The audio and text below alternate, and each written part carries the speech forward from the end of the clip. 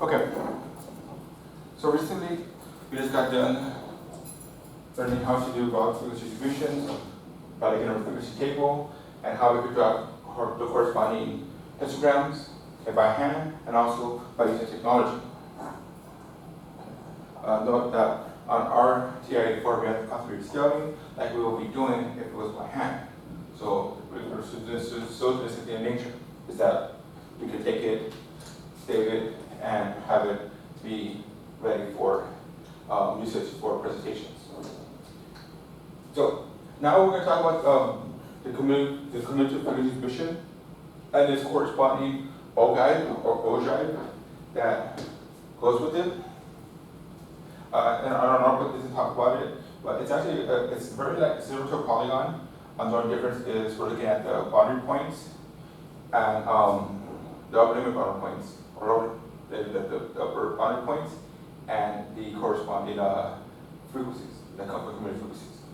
So that's what we're seeing when we're looking at TI-84. So come over here. Well, usually what we're seeing is these guys put together right here in one set, and then an actual cumulative frequency, loss frequency, percent or proportion. So come over here, when it comes to the adjusted, this we're going to see is how our mindset should be working when we do cumulative frequency. What does it really mean? What does it really say? And we'll be seeing that, okay? So, let me make sure this is on, okay? And we're going. So, what we're seeing here is we'll go ahead and I'll show you how the process works by hand, and then we'll push forward and see, okay, how can I do this with technology? So, let's go ahead and have some fun. Here we go. So, what is the cumulative frequency right here? What we're really doing here is we're saying those values less than its upper limit. Okay, let's say a cumulative exam. If we have exam 1 cumulative, it's permanent saying, well, it's over from the first day all the way to the day of the exam. If it was going to be the second exam and teacher says, hey, this exam is going to be cumulative, what he's saying is, I'm going to include everything since the first day up into the day of the exam, or wherever he considers was going to be an exam. And that's how most finals work. It's cumulative finals. So we're going to keep building until we get to the final exam, where final says, oh, everything's from the beginning, and everything we did through the semester, but how can we add them together and be included on the final exam? So that's what cumulative exam means, or cumulative frequency distribution. So what we're really saying here is, so what score are we looking at here? Well, it's supposed to be the values less than the row upper limit. Okay. I'm losing some space, so I need to actually put something on top. So I'll put a little bit lower down. So what we're seeing here is less than 25, because that's the real upper limit. Anything that's 25 is supposed to go in this interval. That's what we're saying here. Anything less than this guy should supposed to go in this interval. So we're saying if we're doing cumulative frequency since the beginning, we're saying that all the values or the measures we're looking at here less than the upper limit, which is 40. Similar going on. Same thing's happening over here. So we're looking at less than the upper limit, which is 55.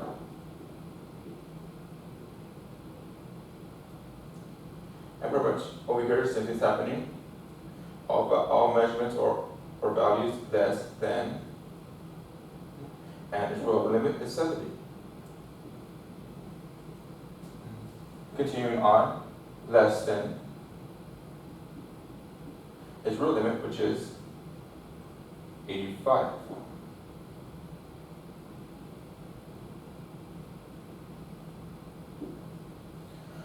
So once again, notice how ours is kind of starting before the beginning day. Keep that in mind. So there's also measurements that's in here, because we said, oh, our class actually started maybe the fourth week of school. So we're saying since fourth week of school, we're doing it. Unlike others, we'll have to be from 0. So actually, we have to also think about the one that's below it. And that's what when you put into a graph. The one below is what the concern is. So what I'm saying here is, well, what if we had, what about those first 4 weeks or the values before the 10?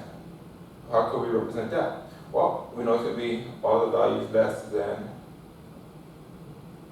10, which would be 9 from 0 to 9, or even negative values, okay? We don't really stop at 0, we could go beyond. So what we're looking at here is this is our, you can the frequency distributions, and once again, well, keep in mind there is no frequencies. If you notice, the first one we see is 6, so there is no frequency from here. So we could say, oh, well, that could be for sure 0 when we come over here to frequencies and cumulative frequencies. Okay, but we're going to see that in the graph. We have to put that portion in the graph.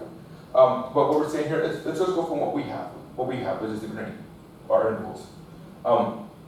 So we're saying, okay, well, the first exam was supposed to start 10 and supposed to go no greater than 25. So the underscore that tells it is here. It's a 6. So therefore, I'm bringing the 6 over. That's what happens there. I'm going to close the end. I'm gonna do a cool technique later. Hope you have space for everything else. So how do we get to the next one? Well, what we're saying here is, well, I want all the scores or measurements, in this case times, that are less than 40. So that means, well, these 2 frequencies that are here is the one that pretty much is less than 40. Because we have these 2 intervals. So therefore, what we're definitely seeing here is, where does it come from? Well, it comes from getting 6 and adding 7 to it. That's the bit process. We add these 2 frequencies, and therefore we add up, we get 13. To repeat the process again. I want to commit with the third portion. Well, we're saying that all values are smaller than the rubber limit, which is 55. Well, all those values less than 55 happen to be its own interval, and those up below it. So if I build more, I'm looking at these guys. And this terms come from 6 plus 7 plus 4. In this case, will be 17. And I'm repeating the process. This is a long approach to doing it. But this is how it works. We've learned everything from the beginning to the end. And then if I get to the next one, interval, we know that this interval are the values less than the real limit, which is 70. So all the values less than 70 get added together. So what we're seeing here is 6 plus 7 plus 4 plus 2. And interesting about this one here ends up becoming 19. And lastly, here's the final, the very last interval. We're including everything since the beginning all the way to the end. That's what we're doing. So what we're seeing here is, well, we have 6 plus 7 plus 4 plus 2 plus 1. And this here gives us 20. And that pretty much should make sense. And we're going to see something very interesting about this, because what we're really seeing here is, what is this guy really? It's actually supposed to equal the sum of all the frequencies, which we also in turn we call it n. Okay, the number of observations. Okay, so that's what we're seeing here. So therefore, when we come into frequencies, it kind of locates kind of helping us out for the frequency distribution for adding everything up. So from here, what are we doing here? Now, is there a shorter way? Because even putting out a calculator, typing it in constantly, it's pretty long. It takes time. So is there a shorter way? And there is. There is definitely a shorter way. And we'll see that approach right here, right now. Where's my green at? I should do red. Oh, so what are we seeing here? Okay. Well, first thing first, same thing's happening here. I'm bringing over the 6 because that there's no the community frequency for the first interval is itself, and that it came before it. Nothing came before it, so it's just itself. But now what we're going to do is this. If I get to the next one, I already know the previous community frequency. I already knew what's going to be in the past. I'm saying, okay, what's the new? So I can add it together. So I'm going to get the 6, and I'm going to add it to 7. So 6 plus 7 gives me 13, very similar, and that's up over here. I got the 6 and added it to the 7. Well, in this interval, I already know what happened in the past. I already know that the past had set 13. My question is, what's going to be the new when I get to its current interval? Well, I get the past 1, 13, and I add it to this original. So we're probably just something that's like a zigzag. Okay. We're going diagonal zigzag. Now 13 plus 4 is 17. Hey, we did the same thing, but instead of putting those guys in and adding, we just set 17 or 13 plus 4. And the same thing happens the whole way through. We're just consuming it for 10 positives until we get to the final interval. So I can add down diagonally the past frequency, cumulative frequency to the current frequency, and when we add them together, we also get 19. And we just literally got these, we just already had those guys from 17 from before. And lastly, same thing's happening. I can get the previous cumulative frequency added to the current frequency, and that will give me 20. And we just saw these guys added together. So we're building it a different way. So we can clearly see that the second approach is pretty much shorter than the first. So, okay, that's how we do it by hand, not that hard, not that difficult, but if I want to graph, we want to use technology so I could, get images, have it saved, so when I do a project or a central presentation, instead of me having to get this to look nice and beautiful and cut it all, which is what old-fashioned ways used to be, we can actually put in technology and say, okay, let me have you in here, let me save it, and I'll bring it out and make any adjustments. At least the graph is accurate. That's the most important part. But anyways, how do we put this in a calculator? So I'm going to show you how to put it in a calculator over here. And we'll see everything come together.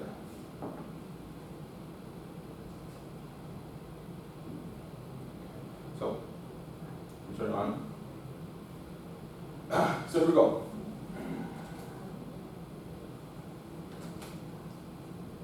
So what we do here is, I already have some information, but once again, I'm going to be deleting some things that I think I need some space. So pretty much I'm going to go over here to edit. So first thing, once again, if I can quit it, I just hit stat, and I'm going to edit. Literally, I have this already here to go with it. So remember, this right here came from the route frequency distribution, the proportion and percentages. I don't need these guys right now, so I'm going to go ahead and delete those, turn them out, because I don't necessarily need them. Once again, how to turn them out, just go to the highlight the list, make sure it's highlighted so you see the list down here, and then press clear, and enter, and it clears it. Okay, so the question is,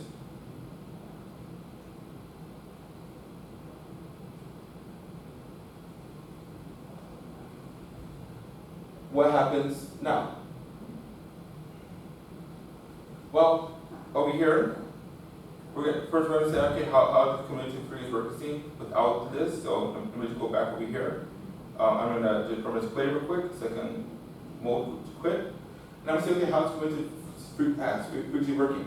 Well, instead of me adding everything up, I could just start with my technique that I did. So I don't know, I'm going to start with 6, then I'm going to add 7. Well, that was the first sum, and then I'll do it again. I'll add the next one over, which is 4. I got 17, add 2, giving me 19, add 1, giving me 20.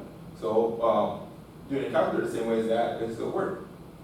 But obviously it don't work. We have to show the work, and then calculator we could do the shorthand way, get these done at a faster rate instead of having to type a lot of things in the calculator. Efficiency is always good. Now, that's usually how that works. So how would this work? If I want to say, okay, I already have a list, I already have a distribution, I input it in my stats, in my stat list editor. So how can I use it if that's the case? Remember how we use this? Remember our list was this 2, so if I do second this 2 and I press enter, it's really bringing up the frequency, each frequency of this 2. And whatever operation we say to do, or any type of math we ask you to do, it's going to do it to every frequency in that list, or every element in that list, either frequency, scores, or whatever. So what we're doing here is something very simple. Actually, here now show how it's happening. So what's happening here is what I can do is I'm going to do second, then I'm going to hit list, and I'm going to go into operations. This is actually an operation setup.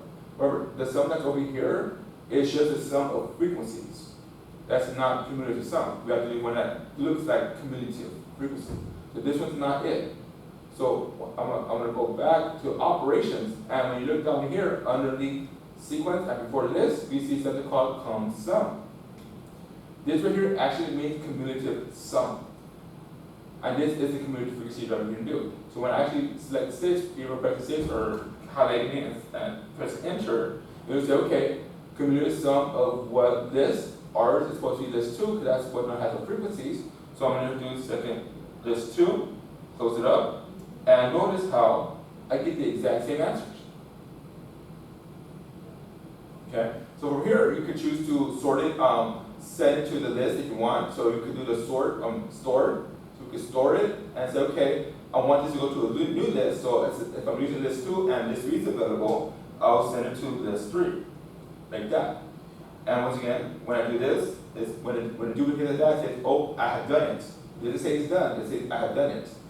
And so when you go to your list, and look at your edit, it's right here. You can still do it here in this region too. What I do is go over here, have 4 highlighted, and make sure you enter it. So you can say, okay, what kind of version do I want to do to this list, or what kind of math do I want to do to this list? Well, what I want to do is the same thing, second list, and I'm going to go over here to operations and choose the cumulative sum. So therefore, now I'm going to put it here, enter it, and remember I want to do list 2. So I'm going to put second list 2, close parentheses, and enter it. And it does the same thing. You can put your listing in the calculated portion and then store it into the list, or you can simply do it in the list. Either one works. Any questions? But that's what's happening there. So how are we doing the graph? Over our class tends to do row limits, but once again, it tends to do boundaries, not row limits. But if it was row limits, we'd be using these guys over here. That's what we do. We'd be using them. But remember, our class doesn't really do row limits. It tends to do almost everything using in the terms of boundaries. So I'm going to go ahead and write right here the boundary, like corresponding to each of them. So remember, the boundaries always have to be between the interval and the upper limits and lower limits of the consecutive intervals. So come over here, what we're going to see here, well, we already know that this guy here was supposed to be 69.5. So over here we have a boundary points, BP. And we could be putting, for in between here, or this guy, or we say the 70, is going to become 69.5. That's the boundary that corresponds to this upper limit, this real upper limit. So this real upper limit here, well, if we decrease it by 0.5, so it's actually going to be 84.5. Same thing happening for the rest of them. Over here is going to become 54.5. 39.5. 24.5. And over here, we're looking at 9.5. Okay. So one thing we noticed, hey, while we did for frequency, while we had the ones that were in our interval, but we noticed one little flaw. Our flaw is, wait, I have to have this boundary point that corresponds with this frequency. But I'll show you how this is working right here. Duplicating again and just adjusting for the most part. So come over here. Once again, what we could do over here, I could do right here. What I can do here is remember how this right here, this one was our real upper limits, and notice how our real upper limits is really what we're using when it comes into our lower limits.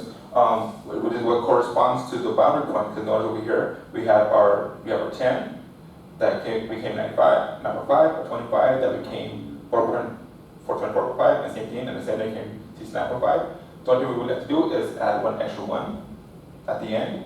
But I can go to go from here, because I don't want to change what's there, because if I want to graph down later on, I'll graph it. So I don't want to change this here. What I'm going to do, I'm going to come over here to this 5. No, let me just clear up this 4, because that was just an example. So this 4, oh crap. Sorry. So you notice, I'm trying to graph things I can't graph. So I'm gonna put it, and I'm gonna go to stats, and I'm just doing editing right now. So at 4, over here, I want these guys to be the boundary points that correlates with the 10, the 25, and everything. So we'll notice that, hey, everything right there is beneath 5.5 if you notice the pattern. So over here, what I could do is I could enter, and I'll say, well, I'm gonna get this 1, and I'm gonna minus 0.5 from it. And notice how I get the boundary points that coincide with it. The only one I don't have is the 84.5, and I can put that at the very end. So over here, I put 84.5. So I just included it. Bam. There it is.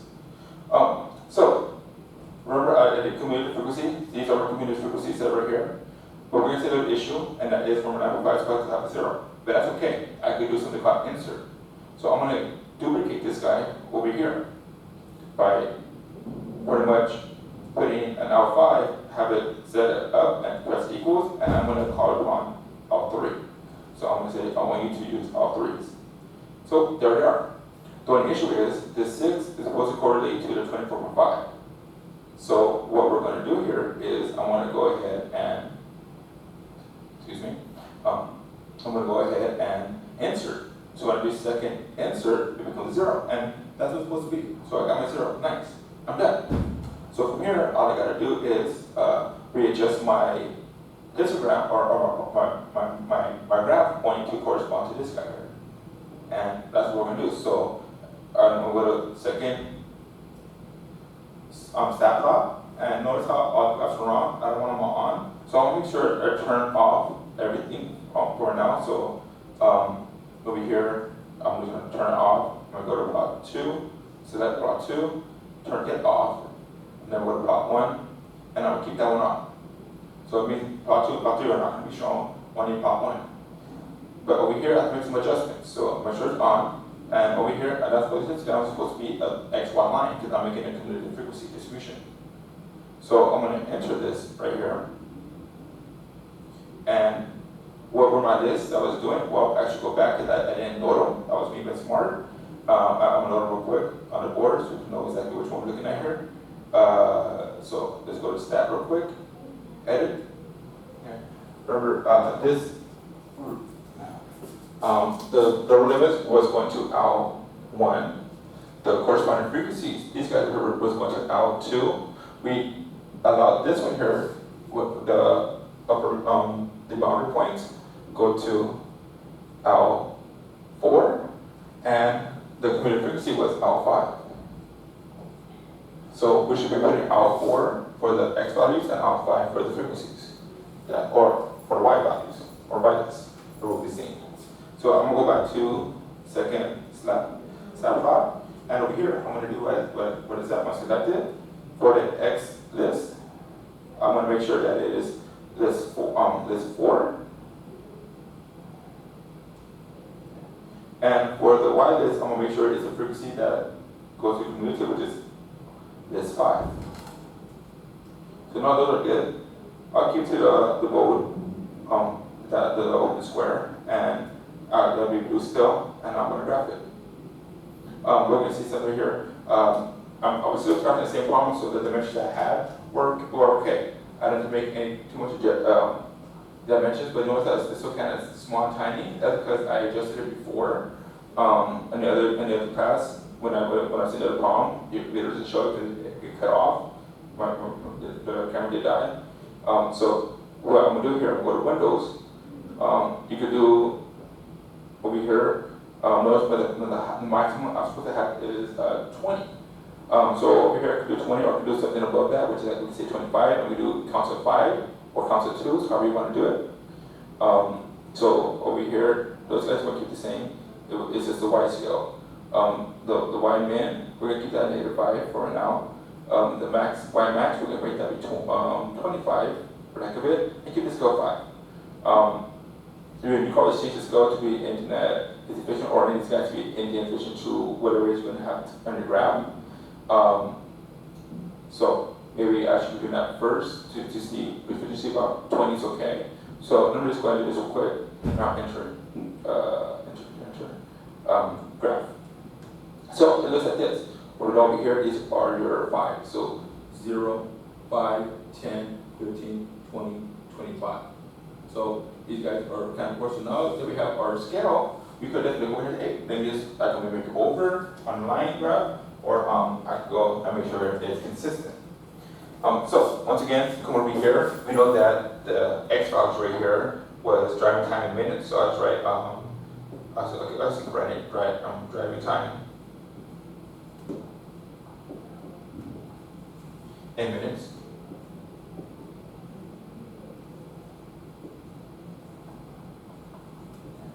And there we go. So that one's done. Well, and then we put this the boundaries that we use. So we're currently looking at 9.5. Over here it's supposed to be 24.5, followed by 39.5, followed by 54.5, followed by 69.5, followed by 84.5. So we know that these 4 right here are the intervals that we looked at. These are the 5 intervals that we're focused on, and this is one that comes to 4. So now we can do this part over here. So what I did was based on 5, so I could do the same thing. I could do 5, 10, 15, 20, 25, and on. Or I could readjust the scale to be more consistent or smaller, because I think we could get 20 up in here if you do it appropriately, or 24. The scales becomes important, how you want to do it. So what I'm saying here is I want to do scale 5 for my grid. I want my scale to be 5. So as we're saying here is I have 0, and I want this to be 5, 10, 15, 20, 25, 30, 35. Okay? It might not be the best scaling, but we can still get things done within here.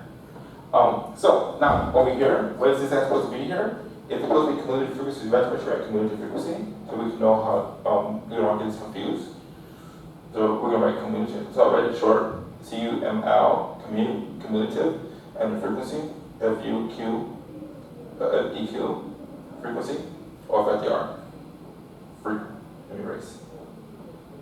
REQ. I'm gonna go with that. So now we can go ahead and plot the points where they belong. So one thing we definitely know here is a number 5 number, if that's below this interval, all values below it. There's nothing that, if there's below the first interval, obviously it's 0. So we're gonna have the corresponding point 0 right here. Now, next one is supposed to be 6. Well, we know that halfway between these guys right here is interesting. So what halfway between 5 and 10 is supposed to be 2. It has a length of 2.5 increase. The thing is 2.5, so this is kind of like 7.5. 6 is below 7.5, so therefore we have to make sure that it's not halfway, but it's a little bit less than halfway. So that appears to be a little bit less than halfway, so we're good. Next, we had 13. Well, I see 15. I know halfway between 10 and 15 was supposed to be, is up to 7.5 here. Maybe it's for us. 7.5. Halfway between here was supposed to be 12.5. So we know 13 is definitely above the halfway marker. It's very close to it too, but it's definitely above. So I'll make sure I go halfway and just slightly above. So we have that graph in there. Next, we have the 19. Well, 19 is very close to the 20, which is right below, so make sure it's close to 20 and it's below it. So we got that one in there. And then next we have our, look, I'm missing something. Oh, 17, okay. I forgot the 17. That's not supposed to be there. That's over here. All right, something's missing. That's close to the end.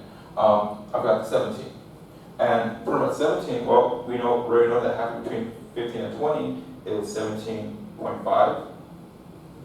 So therefore, 17 is just right above halfway. So we could right there pretty much halfway. This is a little bit above it, and we'll be okay. And lastly, the last one is supposed to be at 20. And there it is. So we have our point. So what we're going to do now is draw the line that connects them, and we'll be done.